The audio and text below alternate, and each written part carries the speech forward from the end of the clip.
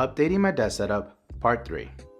A recent addition to my desk setup is the Keychron Q1 Max mechanical keyboard. It's a 75% board that comes in 2 different finishes. This one is the shell white version. This is my first premium mechanical keyboard, and it's been a pleasure to type with. With its KSA keycaps, Gateron Jupiter banana switches, and RGB backlight, it's the keyboard that keeps me excited to come back to my desk setup and put in some work. Not to mention its amazing build quality with its CNC machine aluminum case that really adds that premium weighted feel to the board. I really like the layout and the typing experience this keyboard provides. Like and follow for more, and stay tuned for the next part.